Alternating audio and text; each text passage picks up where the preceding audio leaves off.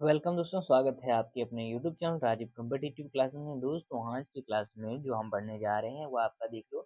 जो बात करते हैं आपकी घटना चक्र जो है उसका पूर्वालोकन का बुक है। यहाँ घटना चक्र जो पूर्वालोकन बुक है उसका हम साइंस के लिए क्लास पार्ट थर्ड रहेगा, क्लास थर्ड है।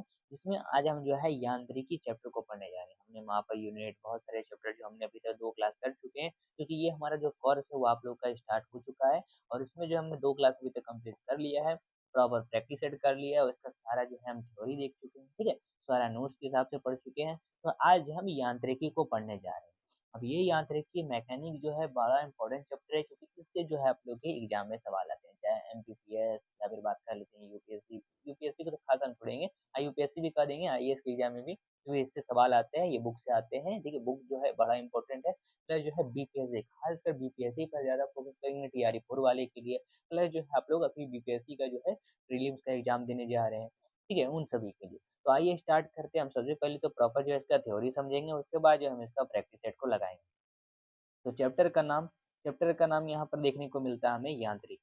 अभी चैप्टर जो है इंपॉर्टेंट है। यांत्रिकी का मतलब होता है मैकेनिक। इसमें हम द्रव्यमान क्या है, बल क्या है, त्वरण क्या है, कार्य क्या है, ऊर्जा गति, ये सब को पहले हम एक बार समझ लेते हैं। उसके बाद हम इसका क्या करेंगे, प्रैक्टिस सेट को लगाएंगे, ठीक है। तो आइए शुरू करते हैं। हमको नोट्स के हिसाब से पढ़ते चल जाना है। हमारा यहाँ पर फर्स्ट पॉइंट हमें क्या कहता है, यांत्रिकी के बारे में। अब ये मैकेनिक्स है क्या? जैसे भौतिक विज्ञान की वह शाखा है, जो फिजिक्स है उसकी ये वह शाखा है जिसमें जो है पिंडों पर बल लगाने या उन्हें विस्थापित करने पर उनके व्यवहार में होने वाले परिवर्तनों का अध्ययन करता है। यांत्रिकी इसमें आता है एक भार, वेट, आपका भार, किसी वस्तु का भार या किसी वस्तु पर पृथ्वी द्वारा लगाए गया आकर्षण बल उस वस्तु का भार कहलाता है।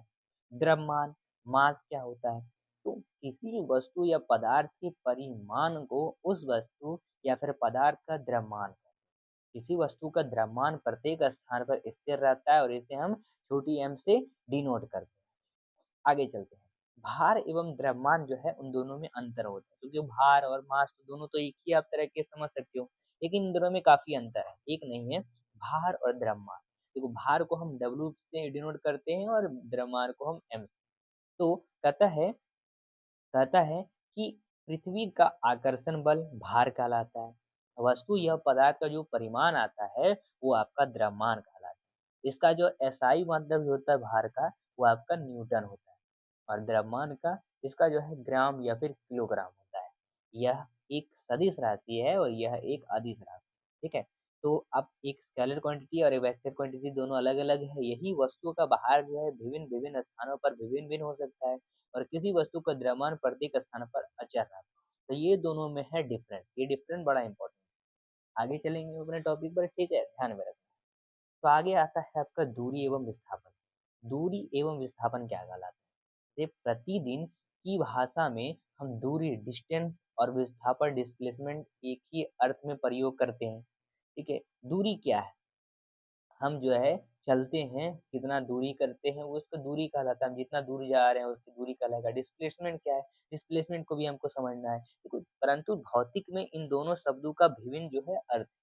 जब एक वस्तु एक बिंदु से दूसरे जो बिंदु है उसकी ओर चलती है तो चली गई दूरी वस्तु द्वारा तय की गई एक अप्रत्यक्ष मार्ग की वास्तविक लंबाई कहलाती है। जबकि विस्थापन यानी कहने का मतलब है ये पॉइंट आपको जाना है यहाँ, ठीक है। तो यहाँ से यहाँ चली गई दूरी जो है आपका डिस्टेंस जो है वो आपका दूरी कहलाता है, ठीक है। अब ये जो है बाकी बात करते हैं, एक विस्थापन डिस्प्लेसमेंट, एक प्रारंभिक, ये जो है फर्स्ट इनिशियल पॉइंट है, और जो अंतिम पॉइंट है उसके बीच एक सीधी रेखा मार्ग को बतलाता है।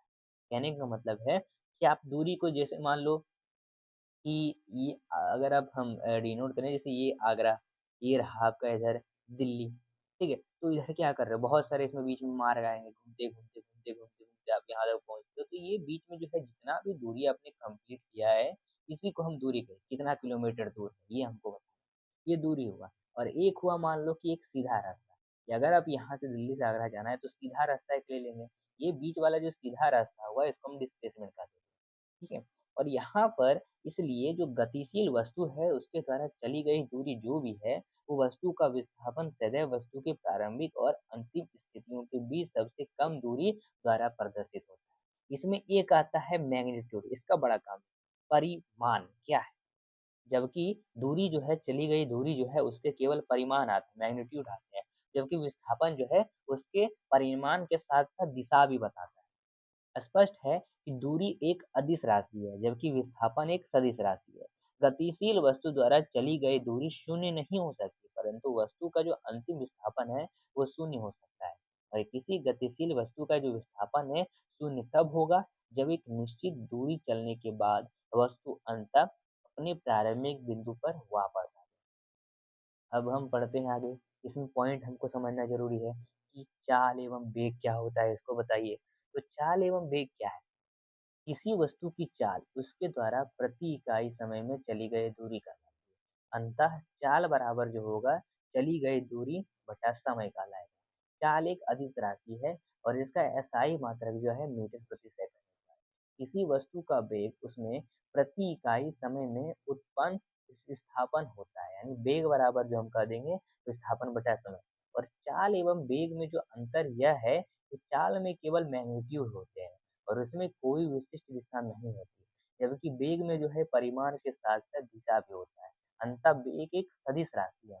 और त्वरण, किसी वस्तु के त्वरण को समय के साथ उसके वेग में परिवर्तन की दर के रूप में परिभाषित किया जाता है। ठीक है, चलिए आगे चलते हैं अपने पॉइंट पर। अगला पॉइंट कहलाता है त्वरण। अब ये त्वरण क्या है?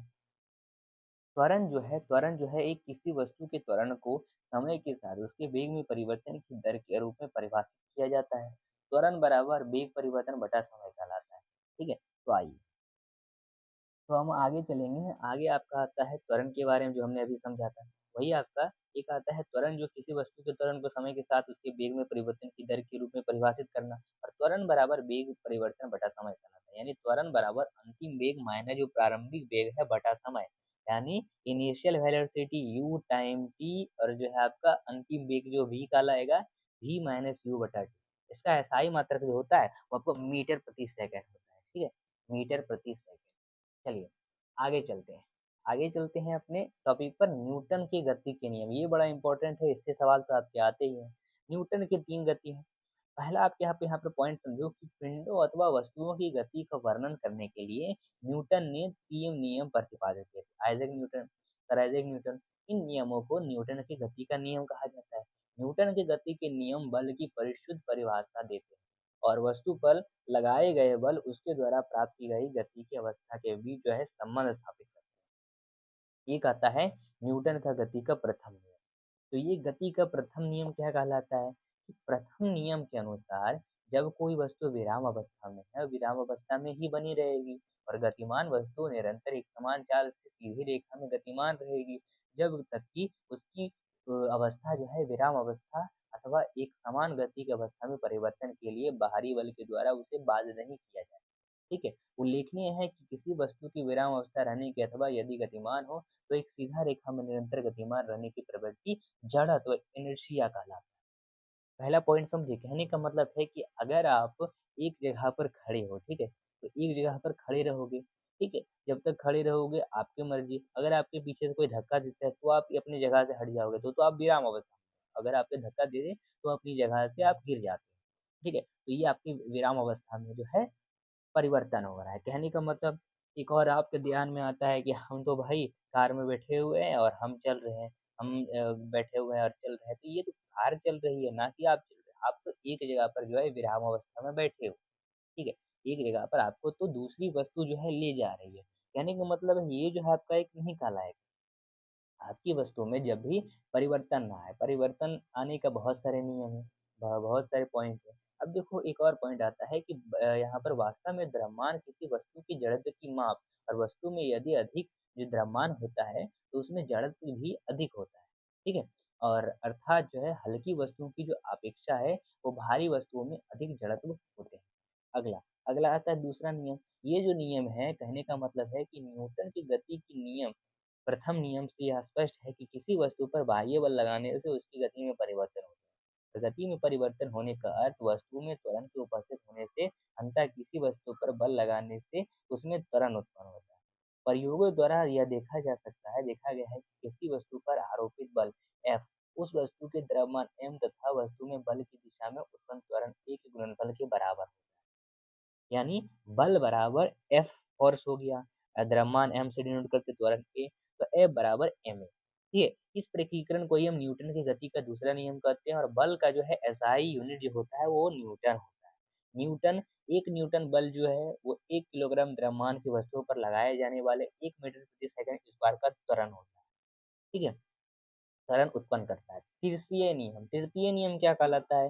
गति के तृतीय नियम के अनुसार जब कभी एक वस्तु किसी दूसरी वस्तु पर बल लगाती है, तो दूसरी वस्तु भी पहली वस्तु पर बल लगाती है, विपरीत बल लगाती है। कहने का मतलब सिंपल है कि अगर हम पृथ्वी पर हैं, पृथ्वी पर हम जो है अपना जितना बल पृथ्वी पर एक्सर्ट कर रहे लगा रहे हैं, उतना ही जो पृथ्वी लगा रही है, तो हम एक जगह पर खड़े हैं ना, तो हम उड़ने लगे। ठीक है, वो ग्रेविटी के कारण, ये तो आपको पता ही है। बाकी पहली वस्तु द्वारा दूसरी वस्तु पर लगाए गए बल को हम क्रिया कहते हैं और फिर जो है दूसरी वस्तु उतना ही बल लगाती है दूसरी वस्तु पर, उसको हम प्रतिक्रिया कह देते हैं। और क्रिया एवं प्रतिक्रिया परिमाण में बराबर तथा दिशा में एक दूसरे के विपरीत होते हैं। अतः न्यूटन के तृतीय नियम को हम क्रिया प्रतिक्रिया का नियम भी कहते हैं। संवेग, मोमेंटम क्या है? किसी वस्तु के संवेग को उस वस्तु के द्रव्यमान और वेग के गुणनफल के रूप में परिभाषित किया जाता है। संवेग जिसे हम p से डिनोट करते हैं, द्रव्यमान m गुना वेग। संवेग एक अदिश राशि, सदिश राशि है, तो किसी दिशा वेग की दिशा में ही होता है और प्रत्येक गतिमान वस्तु में संवेग होता है। संवेग का एसआई मात्रक जो है मीटर प्रति सेकंड। संवेग परिवर्तन, किसी वस्तु के संवेग परिवर्तन की दर वस्तु पर लगे बाह्य बल के समानुपाती होता है और संवेग में परिवर्तन जो है सदैव बल की दिशा में ही होता है। यह न्यूटन की गति के द्वितीय नियम की ही एक अन्य रूप है। कि स्पष्ट है कि संवेग में परिवर्तन बटा समय कहलाएगा। यानी यदि यदि किसी m द्रव्यमान की वस्तु का प्रारंभिक वेग u हो, तो प्रारंभिक वेग जो संवेग है वो mu कहलाएगा।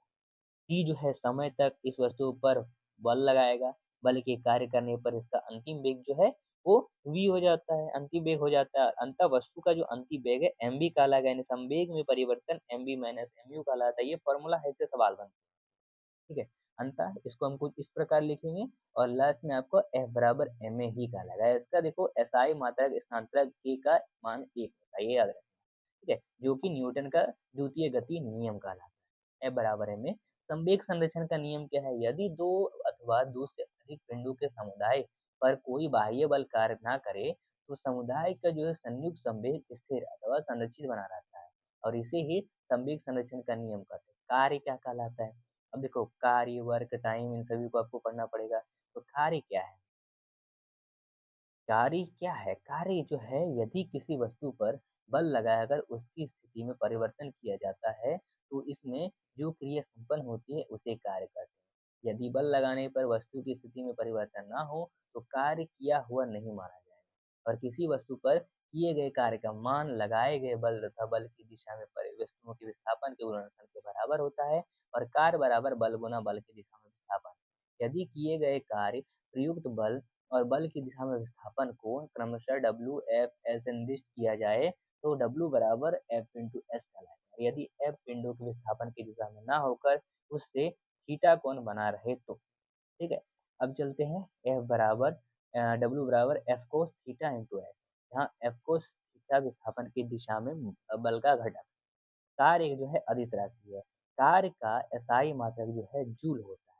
ठीक है, और कार्य का जो है एसआई मात्रक जूल होता है और यदि 1 न्यूटन बल किसी पिंडों को बल की दिशा में 1 मीटर विस्थापित कर दे, तो किया गया कार्य 1 जूल होगा। ठीक है, और 1 जूल बराबर जो है 1 न्यूटन इंटू 1 मीटर का। अब देखो शक्ति, पावर अथवा सामर्थ्य।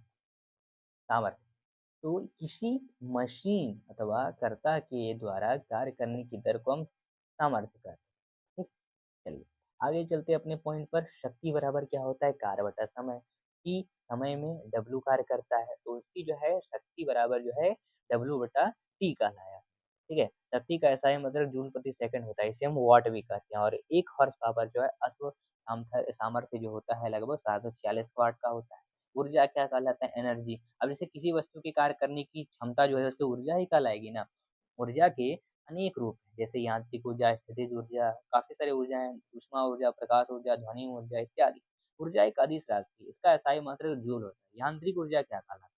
यांत्रिक ऊर्जा जो है आपका, यह जो है किसी पिंडों को कुछ यांत्रिक कार्य करने की जो है क्षमता प्रदान करती है। यह जो है 2 प्रकार की होती है, गतिज ऊर्जा और स्थितिज ऊर्जा। एक पिंड की स्थितिज एवं गतिज ऊर्जाओं का कुल योग इसकी यांत्रिक ऊर्जा कहलाता है और यांत्रिक ऊर्जा गतिज ऊर्जा प्लस स्थितिज ऊर्जा कहलाती है। अच्छा, गतिज और स्थितिज क्या है? तो गति जो है वो आपका यह जो है ऊर्जा है, यह वह ऊर्जा है जो किसी वस्तु में उसकी गति के कारण होता है। यदि किसी वस्तु का द्रव्यमान m किलोग्राम तथा चाल v मीटर प्रति सेकंड हो, तो वस्तु की जो है गतिज ऊर्जा Ke बराबर 1/2 mv स्क्वायर कहलाएगी। ठीक है? काइनेटिक एनर्जी के का मतलब। अब स्थितिज ऊर्जा क्या है? ये जो है आपका बात कर लेते हैं। यह जो है एक ऊर्जा है जो किसी वस्तु या निकाय की स्थिति अथवा दशा के कारण होता है। स्पष्ट है कि यदि कोई वस्तु किसी बल के अंतर्गत एक स्थिति से दूसरी स्थिति में लाई जाए, तो इस दौरान किया गया कार्य ही वस्तु की स्थितिज ऊर्जा के रूप में संचित होता है। और स्थितिज ऊर्जा के कई रूप होते हैं, जैसे प्रत्यक्ष स्थितिज ऊर्जा, गुरुत्वीय स्थितिज ऊर्जा, वैद्युत स्थितिज ऊर्जा इत्यादि। और किसी वस्तु की स्थितिज ऊर्जा जो है P बराबर mgh, जहाँ m बराबर द्रव्यमान, g बराबर गुरुत्वीय त्वरण और h बराबर ऊंचाई का। ठीक है? तो हमने जितने भी अभी तक देखो पॉइंट समझे थे, सारे नोट्स के हिसाब से समझ लिए थे। अब हम आपका टेस्ट लेंगे और आपके सवाल को लगेंगे और देखेंगे कौन से एग्जाम में कौन-कौन से सवाल पूछे हैं। बड़ा मजा आएगा।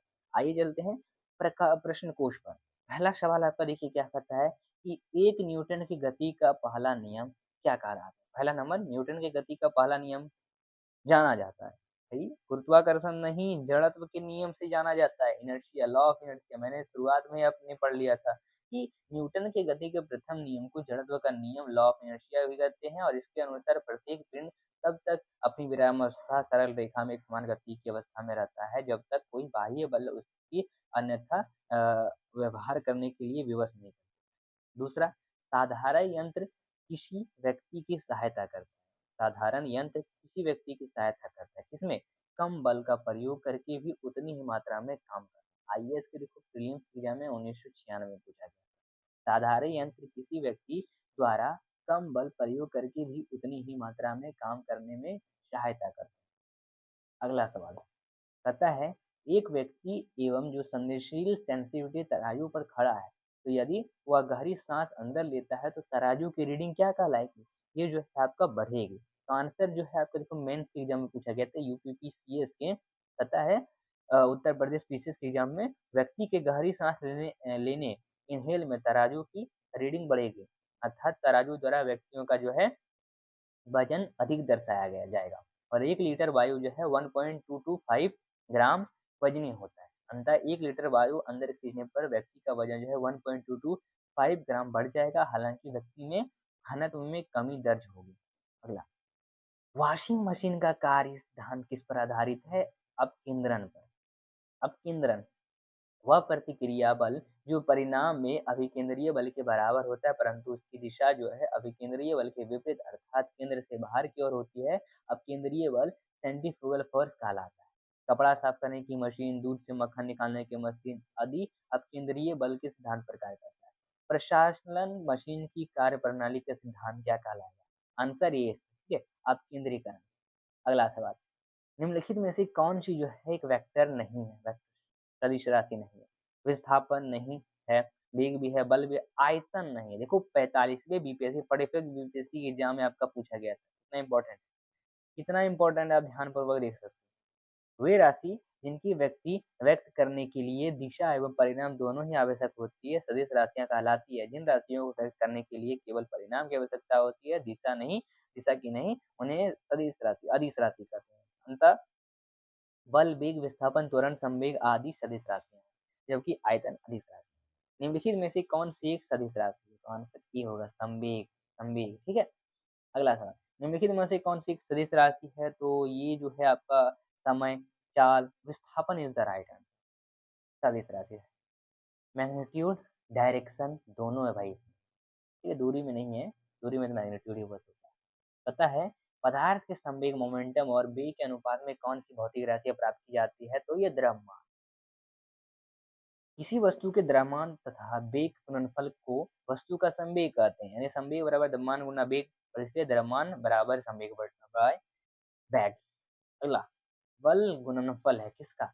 तो ये जो है बल जो है एक कह सकते हैं, राइट आंसर बी होगा, यानी वह बल धक्का या खिंचाव जो एक वस्तु द्वारा दूसरी वस्तु पर आरोपित किया गया। F बराबर m। यदि किसी घन के आयतन और पृष्ठ क्षेत्रफल को निरूपित करने वाली शाखाएं संख्याएं समान हो तो उस घन के किनारे पर लंबाई माप की इकाई कितनी होगी? 6। आईएएस के 1997 के प्रीलिम्स एग्जाम में पूछा गया था। घनत्व का आयतन जो है 1 क्यूब, जहाँ 1 की एक भुजा है, और घन का पृष्ठ क्षेत्र जो है 6 एल है, शायद एल है जी, तो एल स्क्वायर, और प्रश्नानुसार दोनों आपस में समान, अंतः 1 बराबर 6। अगला सॉरी, ये जो 1 नहीं है ये है आपका लंबाई, लंबाई बराबर 6, ठीक है। चलिए शॉर्ट फॉर्म में लिखा गया था। तो आगे चलते अपने पॉइंट पर। ऊर्जा संरक्षण का आशय है, क्या है? ऊर्जा संरक्षण का आशय जो है, ऊर्जा का ना तो सृजन हो सकता है और ना ही विनाश। ऊर्जा क्या है? ऊर्जा एनर्जी, ना तो इसको हम क्रिएट कर सकते हैं ना ही इसको हम डिस्ट्रॉय कर सकते हैं, ठीक है। हवाओं की ऊर्जा होती है केवल गतिज, बहती हुई हवा विंड में केवल गतिज ऊर्जा, हवाओं की गतिज ऊर्जा को ऊर्जा के अन्य रूप जैसे विद्युत या यांत्रिक ऊर्जा में परिवर्तित किया जा सकता है। वायु शक्ति विंड पावर जो है, उसमें जो है ऊर्जा का कौन सा रूप विद्युत ऊर्जा में परिवर्तित होता है? तो जो अभी हमने समझा था, कौन सा रूप परिवर्तित होता है? तो ए नंबर आंसर गतिज ऊर्जा। यानी बहती वायु से उत्पन्न की गई ऊर्जा को पवन ऊर्जा कहते हैं। पवन ऊर्जा के उत्पादन के लिए हवादार जगहों पर पवन चक्कियां लगाया जाता है, जिनके द्वारा वायु की गतिज ऊर्जा यांत्रिक ऊर्जा में परिवर्तित हो जाता है, और इस यंत्र ऊर्जा को जनित्र की मदद से विद्युत ऊर्जा में परिवर्तित। एक ट्रेन जैसे चलना आरंभ करती है, उसमें बैठे हुए यात्री का सिर पीछे की ओर झुक जाता है, इसका कारण है स्थिरता का जड़त्व। अगला सवाल, ये देखो आपका सवाल है, कथन और कारण बताना है इसका आंसर। कहता है एक पूर्ण घर्षणहीन पृष्ठ कंप्लीटली फ्रिक्शनलेस सरफेस पर खड़ा एक व्यक्ति सीटी बजाने से अपने को गति में ला सकता है। कारण, यदि किसी तंत्र पर कोई बाह्य बल क्रियाशील नहीं हो, इसका संवेग एच परिवर्तन नहीं हो।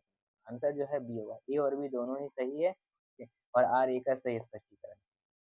सड़क पर चलने की अपेक्षा बर्फ पर चलना कठिन है, क्यों? क्यों बताइए? क्योंकि क्योंकि बर्फ में सड़क की अपेक्षा घर्षण कम होता है। सड़क पर चलने में अपने आसानी इसलिए होती है क्योंकि पृथ्वी पर उसकी सतह खुरदरी होने के कारण जो है घर्षण बल उत्पन्न होता है, जबकि सतह खुरदरी होने के कारण ही हम उस पर पैर टिकाकर पृथ्वी को पीछे धकेलते हैं, और न्यूटन के तृतीय नियम के अनुसार हम आगे बढ़ते जाते हैं। इसके विपरीत बर्फ में सड़क की अपेक्षा घर्षण कम होता है, और कारण उस समय चलना सड़क की तुलना में बहुत कठिन हो जाता है। कथन आपको देना है, आंसर देखो, कहता है कि निम्नलिखित कथनों पर विचार करने को कहता है कि भारी भरी हुई गाड़ी काट को चलायमान रखने के लिए आवश्यक ताकत से अपेक्षाकृत अधिक ताकत से धक्का देना पड़े। आंसर, एक बार गाड़ी चल पड़ने के बाद घर्षण कम होता है। एक मनुष्य स्थिर नाव से 5 मीटर प्रति सेकंड की ओर कूदता है। नाव 0.5 मीटर प्रति सेकंड की चाल से खिसकती है। बताएं कि नाव का द्रव्यमान मनुष्य के द्रव्यमान को कितना? D is the right answer, 10 Guna. IAS के प्रीलिम्स के एग्जाम में पूछा, ठीक है। मोमेंटम के नियम के अनुसार जो है आप इसको लगा के देख सकते हैं। कहता है एक ट्रक, एक कार और एक मोटरसाइकिल गति ऊर्जाओं समान होती है। यदि समान अवरोध बल लगाया जाए, वे क्रमशः एक्स वाई जेड दूरी पर रुकेंगे। तो यदि किन्हीं वस्तुओं की गतिज ऊर्जा समान है और उन पर समान अवरोध बल लगता है, तो वे समान दूरी पर ही रुकेंगे, अतः एक्स वाई जेड आपस में बराबर हैं, तो सी इज द राइट। दो समान द्रव्यमान की जो वस्तुएं हैं उसकी गतिज ऊर्जाओं का अनुपात 4:9 है, तो उनके वेग का अनुपात कितना होना चाहिए? तो 2:1 होगा। ये RO A R O prelims के एग्जाम में देखो पूछा गया था, इसको पूरा जो है लगा। यदि एक व्यक्ति कार में जो विराम में बैठा है और सड़क से कार के 4 पहियों में प्रत्येक पर प्रतिक्रिया आर है, जब कार सीधी समतल सड़क पर चलेगी तो अग्र पहिए में प्रत्येक पर प्रतिक्रिया क्या परिवर्तन है? आईएएस के प्रीलिम्स एग्जाम में पूछा गया था, आंसर बी, यह आर से कम होगा। यानी किसी वस्तु में गतिज ऊर्जा घर्षण डायनामिक फ्रिक्शन अवलंब प्रतिक्रिया के समानुपाती तथा स्थैतिक घर्षण स्टैटिक फ्रिक्शन से कम होता है। तेल से अशंत भरा हुआ तेल का एक टैंकर समतल सड़क पर आगे की ओर एक समान त्वरण से जा रहा है, तो तेल का मुक्त पृष्ठ क्या कहलाएगा? क्षैतिज से इस प्रकार अनंत होगा कि पिछले सिरे पर अधिक गहराई होगी। ये कथन है। एक तिरछन वृत्ताकार पथ पर तीव्र गति से जाता हुआ चार पहियों वाला वाहन बाहरी पहियों पर उल्टेगा और बाहर की तरफ फिसलेगा। ठीक है, अगला सवाल पर चलते हैं। तो हमने इधर तो कितने सवाल कर लिए? 24 के। ये आखिरी सवाल है। त्वरण ज्ञात करने का सही सूत्र क्या कहलाता है? तो answer A v minus you by T A बराबर एक्सेलरेशन बराबर यही है। तो हमने देखो इतना सारा सवाल जो है अभी तक कर लिया है, लगभग इसमें 25 क्वेश्चन थे, तो उन सारे सवाल को कर लिया है। तो आज हमने जो है ये मैकेनिज्म के जितने भी चैप्टर मैकेनिक्स के जितने भी चैप्टर है पूरा कंप्लीट कर लिया है। बड़ा इंपॉर्टेंट है, काफी सारे एग्जाम से आपके सवाल लिए गए थे, खासकर बीपीएससी के लिए आगे चल के ऐसे सवाल आएंगे, तो आप लोग को पूरा फोकस करना है। अब हम क्लास 4 लेके आएंगे आपका पूर्वावलोकन का, क्योंकि हमें साइंस की सारा क्लासेस को कराना है। और एक और बात, अगर अगर किसी आप कम्पिटिटिव एग्जाम की तैयारी कर रहे हो, ध्यान देना, अगर किसी कम्पिटिटिव एग्जाम की तैयारी कर रहे हैं तो आपको किसी कम्पिटिटिव एग्जाम किसी के लिए भी, अगर आपको किसी एग्जाम के लिए भी जो है या पढ़ाने के लिए अगर आपको हैंड रिटेन नोट चाहिए या फिर टाइपिंग नोट चाहिए, तो हमें मात्र कॉल करिए। इसमें आपको जो है हैंड रिटेन प्लस जो है आपको टाइप दोनों तरह का आपको कुछ कंप्यूटराइज जैसा भी नोट चाहिए आपको मिल जाएगा, आपके सिलेबस के हिसाब से, आपके सब्जेक्ट के हिसाब से, किसी एग्जाम का अवेलेबल है हमारे पास। ठीक है, कोई से भी स्टेट से सबका मिल जाएगा, प्लस हिंदी इंग्लिश मीडियम में दोनों में रहेगा आपका। इसमें हम आपको उस एग्जाम का 1000 प्लस प्रैक्टिस विद आंसर और 500 प्लस वन लाइनर भी देंगे। पी वाई क्यू उसमें उस एग्जाम का भेज देगा। ये सारी चीजें प्रोवाइड किया जाएगा मात्र 199 रुपये। ये आप सही सुन रहे हो। तो आपको कॉल करना है 6207119508 पर। इस नंबर पर कॉल करिए, व्हाट्सएप मैसेज करिए और तुरंत इस नोट को प्राप्त करिए बिना समय हुआ। 5 मिनट के अंदर जो है पीडीएफ फॉर्म में आपका व्हाट्सएप पर ये प्रोवाइड कर दिया जाएगा। तो देर मत करिए, कॉल करिए और अभी इस नोट को परचेज करिए, अपनी तैयारी को मजबूत बनाएं। किसी एग्जाम के लिए भी चाहिए होगा आपको प्रोवाइड कर दिया जाएगा। तो देर मत करिएगा, ऑफर लिमिटेड है, जल्दी कॉल करें और जल्दी इस नोट को परचेज करें। धन्यवाद।